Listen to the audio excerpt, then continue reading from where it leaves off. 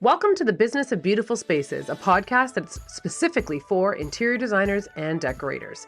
This is the podcast for designers and decorators who love creating beautiful spaces, but also know that building a profitable business is what makes it all sustainable.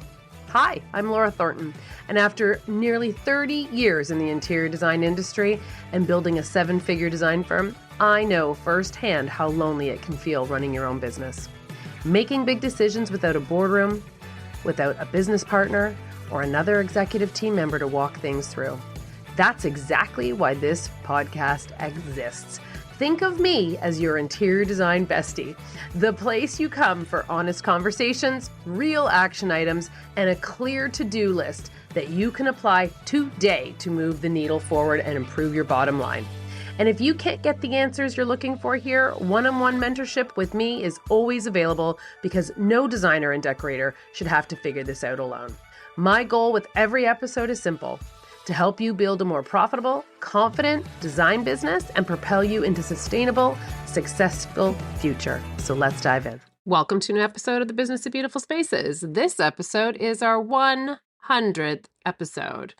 From what I understand, this is quite an accomplishment. I guess I didn't realize that a lot of podcasts don't make it this far. They lose the luster, they lose the attraction, they realize how much work it is. I don't know, but I guess this is kind of a big deal. So yay to all of us that are still here and still interested in listening to this old lady chat it up. But today I want to talk about, because it is the new year, it's 2025. I mean, what hasn't gone up in the world as far as pricing? And I'm not sure if you've raised your rates, but I know I haven't raised mine and I'm about to. So that was what I want to talk about today. I want to talk about how do you figure out setting your hourly rate as an interior designer? And I think this is one of the most essential topics for interior designers. It's certainly one of the most popular things I get asked about, in addition to how to be profitable and how I charge for my time. So determining this hourly rate, even if you do not charge by the hour, understanding how your hourly rate is critical for accurately quoting your services, tracking your profitability, and ensuring your business reflects the value that you provide. It's paramount. So let's break down everything that you need to consider when determining your hourly rate, from tangible numbers to nuanced factors like your market, your ideal client, and the level of service that you bring to the table. So why your hourly rate matters. Your hourly rate isn't just about how much you charge, it's about how you communicate your value, you manage your time, and you ensure your business is sustainable. So even if you use flat rates or you're doing a square footage rate model, project-based pricing, knowing your hourly rate is really going to help you out.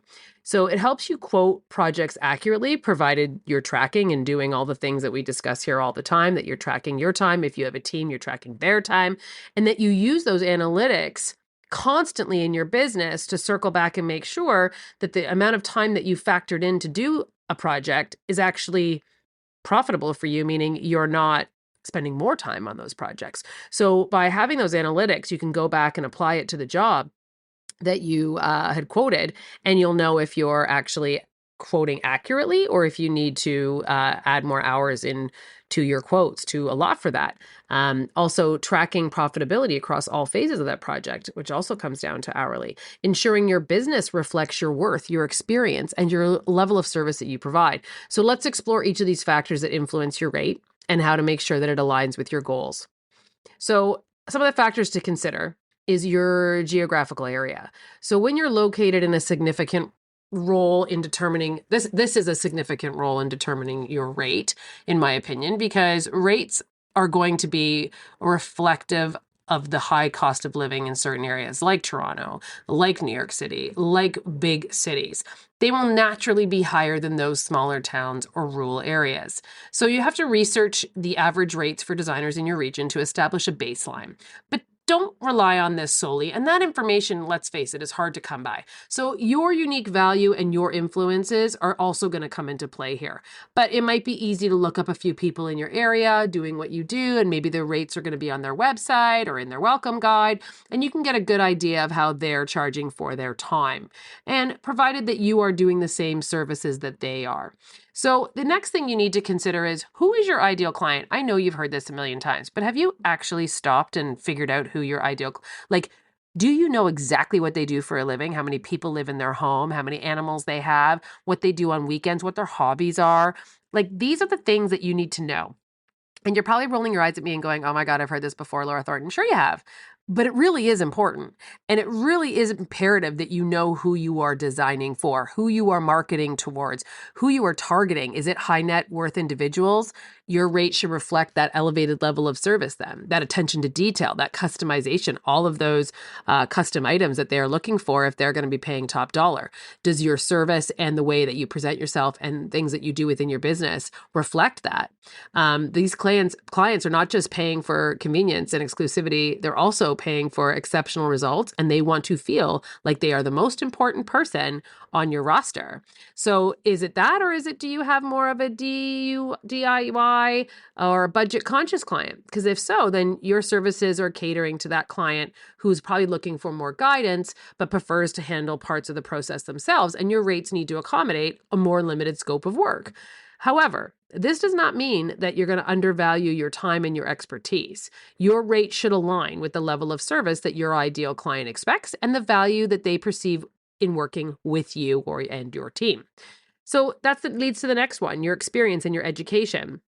If you have decided that you want to be an interior decorator yesterday and you are going to start a new project tomorrow, then your rates are clearly going to be reflective of the fact that you haven't done this before, that you are charging clients to basically learn on their behalf. So your experience and your education are major contributors to your rate. If you haven't spent years honing your skills and attending industry-leading programs or gaining certifications, these factors should be reflected in your pricing. It doesn't mean that you don't get there. It just means that it can't start off there.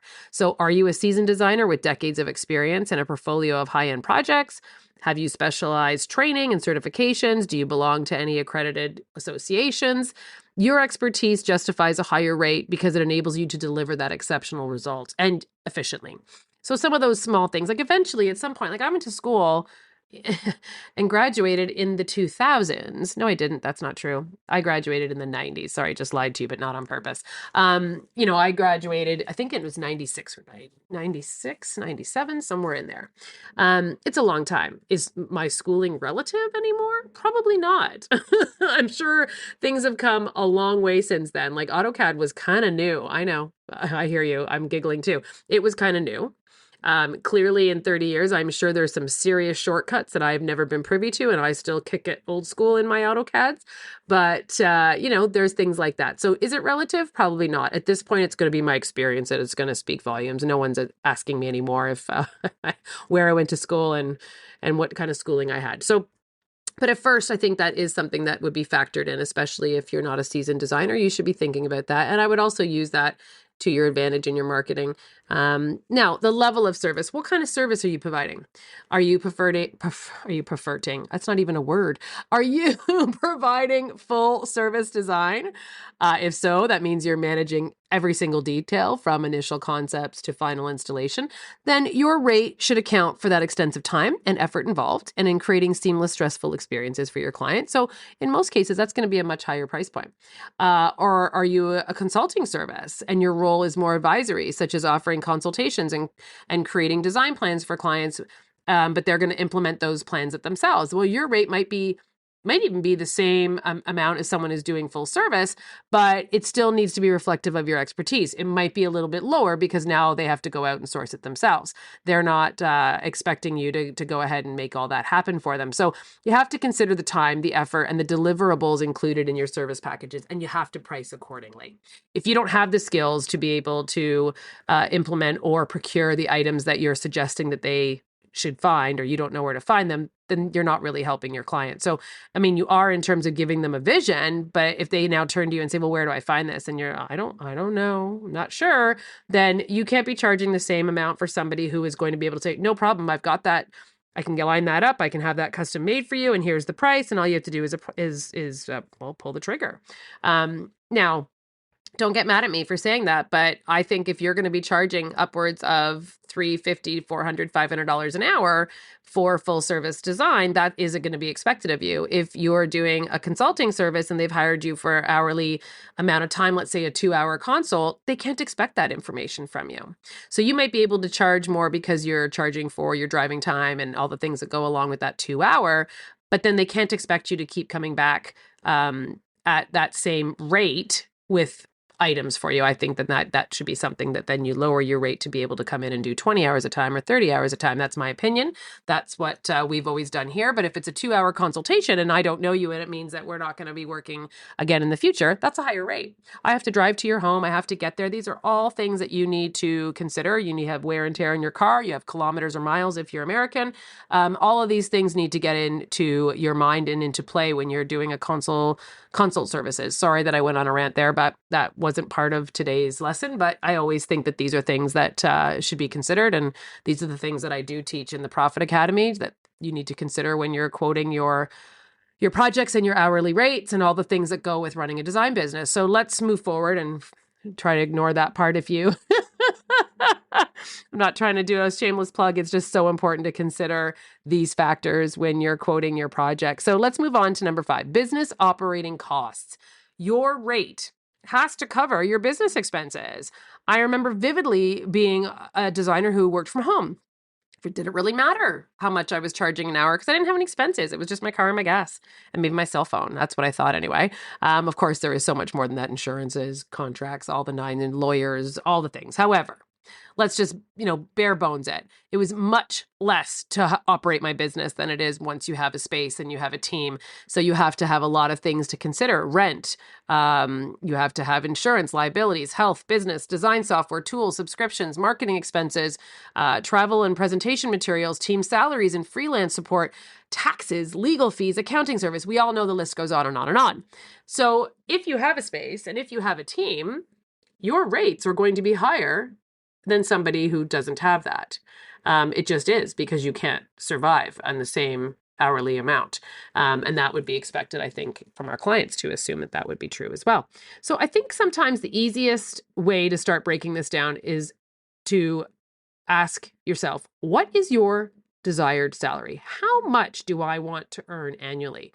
This is the starting point for your rate, and be realistic about what supports your lifestyle and reflects your value of work, especially while you're building a business. So billable versus non-billable hours also come into play here. Not every hour you work is billable to a client. Time spent on marketing and social media and administration and accounting and networking and continuing education and trade shows, all of these things are essential, do not get me wrong. But it doesn't directly generate your revenue. These hours are not helping you figure out your desired salary. So if you are going to work 40 hours a week, but only 20 of those are billable, then you have to base your rate on those 20 hours to ensure your salary and your expenses are being fully covered. Now you can kind of start to see we're right here on this item, which for me, I have a little list in front of me to work from, is number 7. And this directly correlates to the very first one of why your hourly rate matters, and that you have to be tracking your hours. Because if you don't know how long it takes you to do something, this is where there starts to become a disconnect in your business. You really need to know how long you spend on accounting every week. Or do you save it for, I know in my case, I do all of my reconciliation and getting everything from my bookkeeper on the first Friday of every month. I also bill all my clients the first Friday of every month. So this is something where I sit down, basically, it's a full day.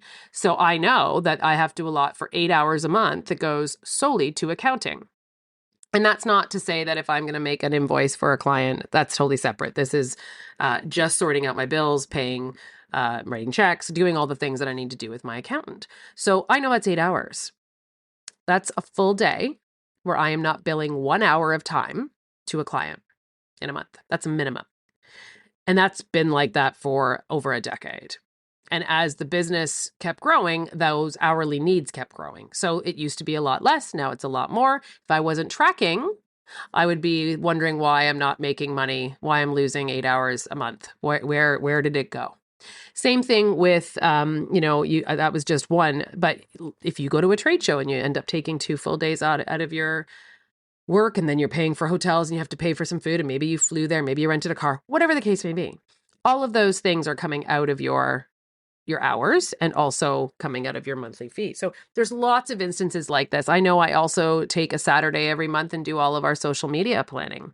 So that's 12 full days of the year that are set towards marketing and social media and talking with someone about blog posts and, just odds and sods, just things that have to get done that are not billable. So these are some things to consider, and these billable versus non-billable hours really add up.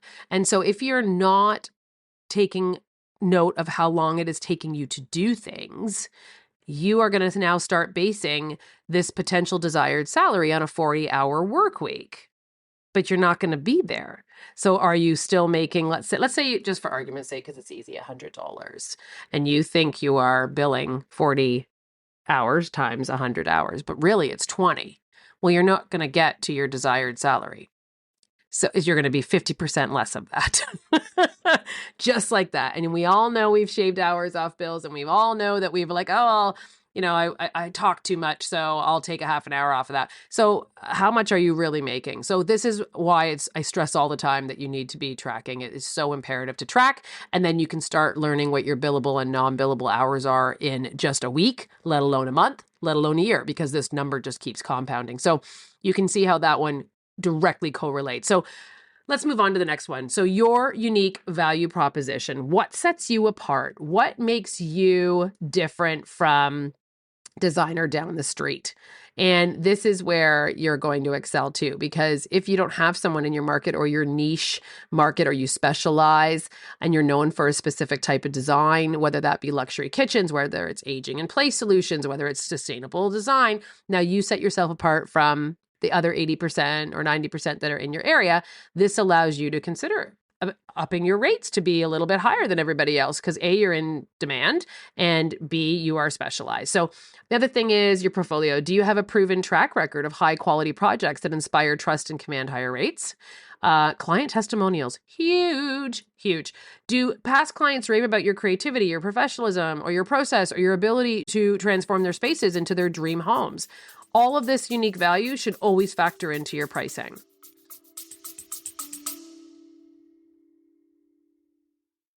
Let's face it, running your own interior design business can feel overwhelming. But guess what? You don't have to do it alone. I am so excited to introduce a brand new way to get the support you need. One-on-one mentorship with me, Laura Thornton, your interior design bestie. In just one focused hour, we'll dive into whatever you need most, whether that's pricing strategies, client management, presentations, attracting clients, building up a repeat business, or just getting out of the hamster wheel. You'll get clarity, strategy, and expert advice based on my 28 years of running a thriving business and over the last decade, a 7-figure design firm. This is your chance to get real answers to the questions you've been dying to ask from someone who's actually been there and is currently still walking the walk. Book your session as you need it. There are no strings attached. You'll walk away with personalized, actionable advice that you can implement right away. One-on-one, 1-hour sessions as you need it. Head to the website or click the link in the show notes to book your mentorship session, and let's build a beautiful, profitable business that you've been dreaming of together.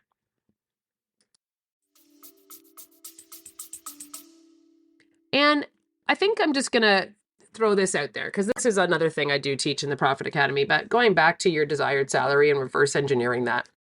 This is a really easy way to figure out where you want to be or what your goal will be in the next coming years. How to calculate your rate. Everyone asks me this. So add your desired annual salary to your business operating expenses, because you have to know what those are. If you don't know how much it costs for your business to run in a week, in a month, in a year, that should be the first thing that you do in 2025. Stop. You can even put this on pause. Put me on pause and come back to me in a couple of days when you've got this figured out.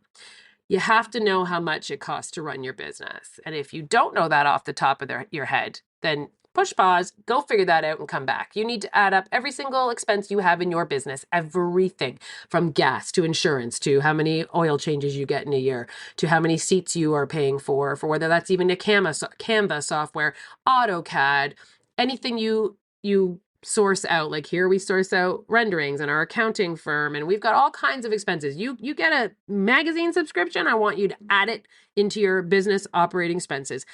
Gifts that you buy your clients, like kilometers on your car, everything you can think of. And you'll be shocked how long this list is. You think, oh, I don't really have any overheads. Your cell phone, your landline, any apps you pay for, the cloud you pay for to keep all of your work somewhere. Like anything and everything that costs you money, you need to add it up. Add it up, figure out how much it is for the year, divide it by 12 so that you know how much it is every month. And if you want to break it down even further, break it down by a week. But now you need to know exactly how much you are spending to operate your business. Now you're going to add that to whatever your dream annual salary is and divide that total by your annual billable hours. Again, if you're not tracking, promise yourself you're going to start in 2025 because you're going to have a shock at the end of 2025, or hopefully you don't wait that long and you do it in 4 months, 3 months, something like that, and see where you're actually falling and how much you're actually making an hour. And you can roll your eyes at me and say, Laura, I don't bill by the hour. I do this, I do that. Yes, but it's still quantifiable. And I don't either. I don't bill by the hour anymore. I'm a flat rate, but it's all based on hours and it's all based on knowing how much we are spending time on things. So I'm going to stop preaching about, I think you're getting it. You're getting it. But you have to divide that total by your annual billable hours. And then wait for it. You need to add a profit margin onto there. That's just getting by. That means the business isn't profiting. That means you paid your bills and you got to pay yourself, but the business didn't make any money.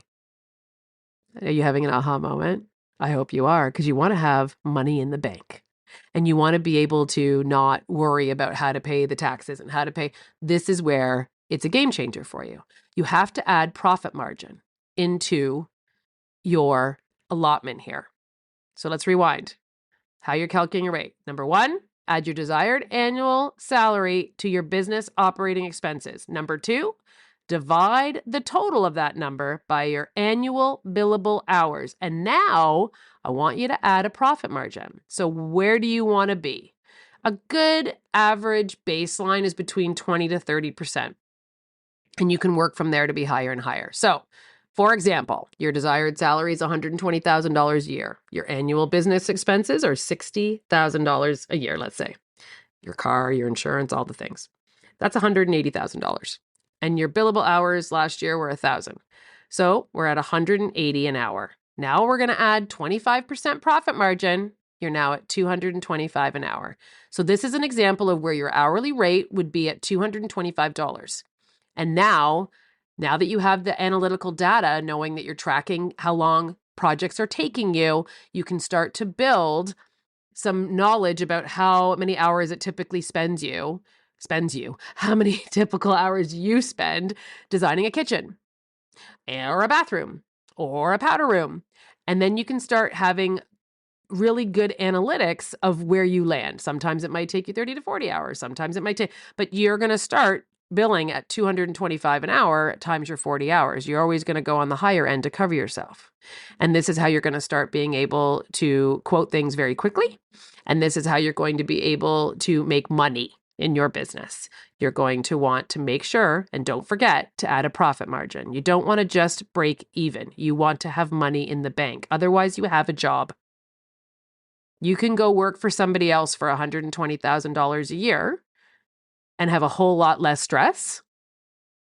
And, you have to save your money out of that. But if you add in your profit margin, now you're building equity in your business where you can keep giving yourself a raise, or you can put that away for a rainy day or a retirement or any of those good things, or build your business and start paying someone else's salary. Lots of great places to go with that. However, that is a formula that really works to how to figure out your hourly rate. Now, I know I just said I'm going to stop preaching about tracking your time, but I just want to touch on it just a little bit, because there are simple ways that you can really track your time quite quickly. There's tools like Toggle, Harvest, Clockify. So this really helps you. And then you can allot the time on each project phase, things like that, how much time you spent on administrative tasks within that project. Because we all just think it's just the design time, but then you're not realizing that it took you 8 hours to put the presentation together in Canva or in Pages or in whatever programs you use. And then you went out and you got it printed. And then you left and picked it up. You went to Staples or whatever, wherever you live, whatever your office store is called. Then you left and you went to pick it up. Then you had it brought back to the office. Then you sat down and you made the trays with all the samples, and you made, like, there's so many hours that you don't realize went into making this presentation past the design phase of it. past the fun stuff. So use these tools if it's going to help you. Pen and paper is also great too, but it will really help you find gaps or inefficiencies in your process, and it will help you get paid properly. The data allows you to adjust your rates, refine your quotes so that you're actually projecting future profits, and it'll help you in all your process for your future projects. So how do you communicate your rates to your clients? When discussing rates with your clients, the key confidence is key. Focus on the value you provide. Explain how your expertise is going to save them money and ensures a beautiful, functional result. Highlight the convenience of peace of mind that you're going to bring to this process. There's your value right there. And be transparent about what's included in your pricing so that clients understand what they're paying for is more than just your time for all the reasons that I just listed. And they are also paying for your creativity, your experience, your results, and your knowledge. So I just want to have a little bit of a final moment here because I know I preached at you a little bit about tracking your time and I'm feeling a little guilty, but your hourly rate is more than just a number. It is a true reflection of your worth, the quality of your service, and the sustainability of your business. So by considering factors like your location, your ideal client, the level of service, the business cost, and you can set a rate that positions you for profitability and your success is all I'm asking of you in 2025. So whether you bill hourly, by project, or through flat rates, understanding your rates is the foundation of running a thriving interior design business as opposed to just running a business. Because as I mentioned, if you're just cutting by, yes, you're getting a salary, but there's no money in the business, that's not a profitable business. So take time to calculate it, track your hours, and revisit it regularly. Don't wait till the end of 2025 to do this. I want you to have this in your books as something to do. This should go under your administrative hours. And if you can look at it more often, I think power to you, it's going to benefit you. But even if you want to commit to 4 times a year, do it quarterly. It'll allow you to adjust so that you're not waiting a whole year. You can start being more profitable more quickly in 2025. So with that, I'm going to leave you. Thank you for tuning in today. My goal after this 100th episode and moving into 2025 is to give you more information like this so that you can reconsider how your business is running so that you can be more profitable in your business, not just in 2025, but moving forward. So I want you to use this as a great tool to grow your business sustainably and confidently. So until next time, happy designing.